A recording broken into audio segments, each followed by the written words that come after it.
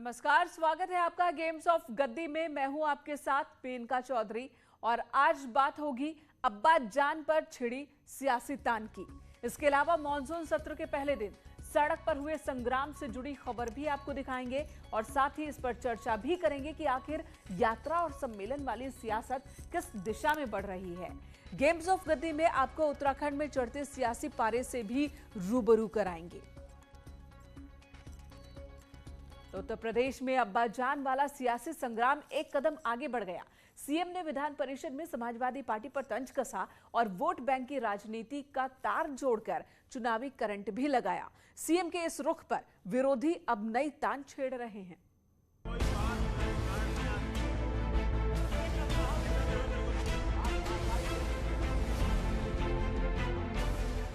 Monsoon सत्र के पहले दिन यूपी विधान परिषद में विपक्ष जमकर बरसा, सवाल सीएम के शब्दों पर उठाए और वेल में आकर विरोध जताया। गले में तख्तियां टांग कर समाजवादी पार्टी के सदस्यों ने सीएम की ओर से कहे गए अब्बा जान शब्द को लेकर नाराजगी जताई और सीएम ने कुछ इस अंदाज में जवाबी हमला बोला। अब्बा जान शब्द कब से असंसदीय हुआ है, मैं ये पूछना चाहता हूँ। सपा को मुस्लिम वोट चाहिए लेकिन अब्बा जान से परहेज है। बैठिए बड़ी विचित्र स्थिति है। सुन लीजिए मुस्लिम वोट चाहिए, बाद में कहिएगा। अब्बा जान से परहेज है, तब तो अच्छी बात है। चौराहे पे बोले ना, आगे से बोलना बंद करेंगे, लेकिन कम से कम वोट बैंक की राजनीति बंद कर दीजिए। सदन में सीएम ने समाजवादी पार्टी की वोट बैंक वाली राजनीति पर तंज भी कसा और नसीहत भी दी। लिहाजा विरोधियों ने एक बार फिर भाषा पर सवाल उठा दिया। ये योगी होते तो इस तरीके की अरे कुछ विकास नहीं कर पाए तो कम से कम भाषा तो संयमित होनी चाहिए थी। नहीं विकास कर पाए तो संत की भाषा तो ये संत भी नहीं है, योगी भी नहीं है। हमारा नेता माननीय अखिलेश यादव कर्मयोगी था जिन्होंने काम करके दिखाया। अब्बा जान पर शुरू हुआ सियासी संग्राम आगे कहां तक जाएगा ये कहना मुश्किल है, क्योंकि अखिलेश यादव पहले ही इस पर नाराजगी जता चुके हैं। हमारा आपका मुद्दों पे झगड़ा हो सकता है, लेकिन अगर हमारे पिताजी के लिए कुछ कह रहे हो तो तैयार रहना, अपने आपके पिताजी के लिए भी मैं कुछ कह दूंगा। इसलिए मुख्यमंत्री जी अपनी भाषा का संतुलन रखें। अखिलेश की ये चेतावनी पुरानी है, लेकिन सीएम ने वही बात फिर दोहराई है, यानी आने वाले दिनों में तकरार तय है। इस बीच मुख्यमंत्री ने वैक्सीनेशन को लेकर भ्रम फैलाने पर इशारों ही इशारों में अखिलेश यादव पर निशाना साधा। उन अपराधियों को कटघरे में खड़ा करना चाहिए जिन्होंने वैक्सीनेशन का विरोध किया था और कहा था कि वैक्सीन नहीं लगाएंगे, ये मोदी वैक्सीन है, ये बीजेपी का वैक्सीन है। और जब अब्बा जान वैक्सीन लगाते हैं तो कहते हैं हाँ हम भी लगाएंगे। यूपी में चुनाव अब ज्यादा दूर नहीं है, लिहाजा सियासी बयानबाजी भी रफ्तार पकड़ चुकी है। ऐसे में सदन के अंदर शुरू हुआ संग्राम सड़क पर आना भी तय है। मोहम्मद अलाउद्दीन, न्यूज़ 18, लखनऊ। उत्तर प्रदेश में मॉनसून सत्र के पहले दिन विपक्ष ने सड़कों पर सरकार के खिलाफ संग्राम छेड़ा। बैलगाड़ी और रिक्शा वाली राजनीति के जरिए विरोध जताकर अपना चुनावी रोड मैप तैयार करने की कोशिश की, जबकि सीएम ने सभी सदस्यों से सदन चलाने के लिए सहयोग मांगा।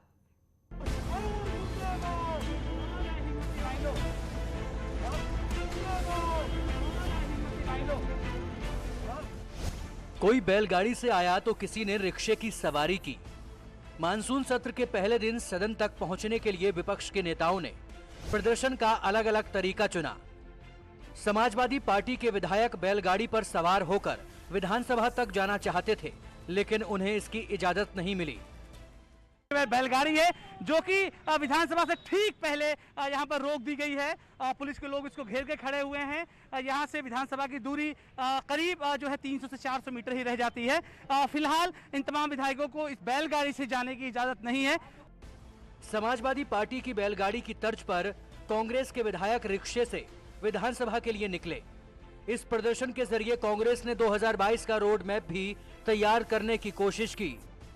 बिल्कुल महंगाई के मुद्दों को लेकर, कानून व्यवस्था के मुद्दों को लेकर बेरोजगारी के सवालों को लेकर, गन्ना किसानों की समस्या को लेकर, 3 काले कानून के खिलाफ, और जिस तरह उत्तर प्रदेश में भ्रष्टाचार का बोलबाला है, बाढ़ के नाते 1124 से अधिक गांव तबाह हो गए।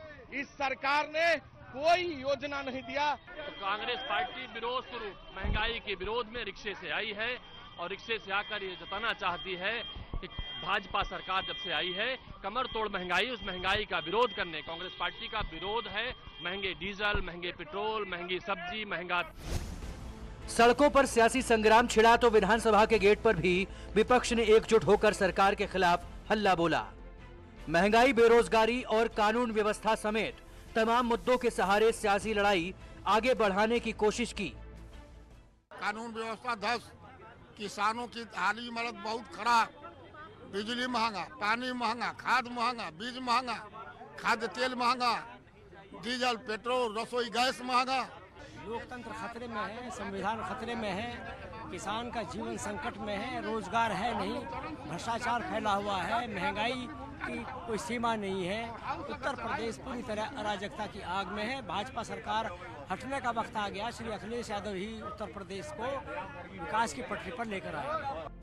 चुनाव से पहले प्रदर्शन के जरिए विपक्ष ने अपने मुद्दों को धार देने की कोशिश की, मगर सीएम ने एक बार फिर संसदीय परंपरा का पालन करने और सदन चलने में सहयोग देने की अपील कर सरकार की मंशा बताई। सरकार जनहित से जुड़े हुए, प्रदेश के विकास से जुड़े हुए, गांव के विकास के लिए, किसानों के लिए, गरीबों के लिए, महिलाओं के लिए, युवाओं के लिए की गई योजनाओं और इनसे जुड़े हुए किसी भी मुद्दे पर सदन में चर्चा के लिए पूरी तरह तैयार है।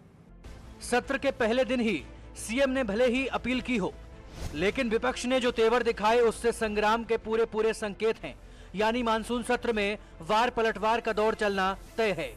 लखनऊ से न्यूज़ 18 के लिए अनामिका और अलाउद्दीन के साथ राजीव सिंह की रिपोर्ट।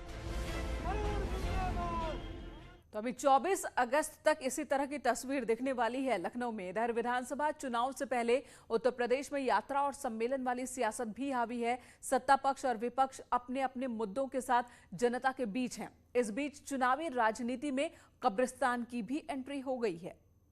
भारतीय जनता पार्टी जिंदाबाद, जिंदाबाद। 2022 में सत्ता बरकरार रखने के मकसद से बीजेपी जन आशीर्वाद यात्रा के जरिए जनता के बीच पहुंच रही है। मोदी कैबिनेट के नए मंत्री राज्य के अलग अलग हिस्सों में यात्रा निकालकर जीत का रास्ता बनाने की कसरत में जुटे हैं। इसके साथ ही कब्रिस्तान वाली सियासत भी तेज हो गई है। हम लोग आशीर्वाद मांग रहे हैं कि ये सुविधाएं आपको सबको लगातार मिलती रहें, क्योंकि अखिलेश यादव जी की पिछले 5 साल सरकार रही तो जिंदा लोगों के लिए काम नहीं किया उन्होंने जिंदा लोग जो गरीब लोग हैं उनको आवास नहीं दिया, बल्कि कब्रिस्तान से मुर्दा उठ करके न भाग जाएं, इसलिए कब्रिस्तान की बाउंड्री करने का जरूर काम किया। तो मुर्दों पे राजनीति करने वाले लोग, जनता का काम न करने वाले लोग,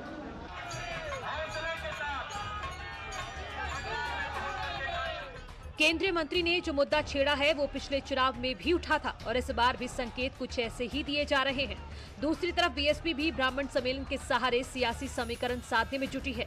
भगवान राम की नगरी अयोध्या से शुरू हुआ सम्मेलन का सफर भगवान शिव की नगरी काशी पहुंच चुका है, लेकिन यहाँ भी बीएसपी ने राम राग छेड़कर राजनीति को नई धार देने की कोशिश की है।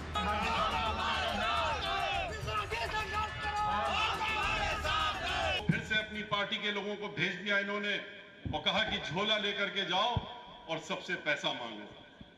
झोले में पैसा लेकर के आओ, लाखों की संख्या में नहीं, 10,000 करोड़ करीब इन्होंने एक साल में इकट्ठा कर लिए मंदिर के नाम पे।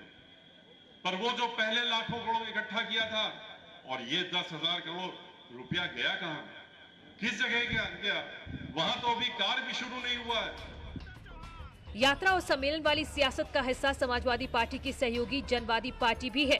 इनकी यात्रा बीजेपी को हटाने के इरादे से निकली है और इनका सपना भी सत्ता पाने का है। इसीलिए सामाजिक समीकरण साधने के लिए बीजेपी की नाकामियां गिनाई जा रही हैं। कि भाजपा जो पिछड़ों और पिछड़ों के बीच गुमराह करके वोट लेने में कामयाब हुई है और पिछड़ों और दलितों के आरक्षण को जो खत्म करने का काम किया, रोजगार बेरोजगारी की समस्या को बढ़ाया, महंगाई की समस्या को बढ़ाया, पिछड़े दलित वर्गों के लोगों में हत्या और बलात्कार के मामले ज्यादा बढ़े, इन सारी चीजों को लेकर के आप लोग सचेत हो जाइए। चुनावी संग्राम में हर कोई शामिल है और सबका सपना भी सफलता है। हर कोई एक दूसरे की नाकामियां गिना रहा है, लेकिन कामयाबी किसे मिलेगी इसे लेकर अभी सिर्फ आकलन ही किया जा सकता है। Bureau report, news 18। ये तो यूपी के चुनावी हलचल। चलिए उत्तराखंड आपको लिए चलते हैं। आम आदमी पार्टी ने कर्नल अजय कोठियाल को उत्तराखंड में सीएम उम्मीदवार घोषित किया, जिसके बाद बीजेपी का कहना है कि इससे बीजेपी की सेहत पर कोई असर नहीं पड़ने वाला है, जबकि हरीश रावत ने दिल्ली के सीएम को उत्तराखंड की राजनीति करने की नसीहत दे दी है।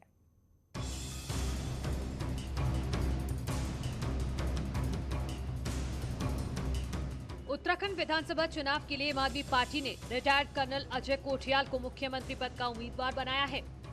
दिल्ली के सीएम केजरीवाल ने देहरादून में इसका ऐलान किया। मैं बेहद गर्व और फख्र के साथ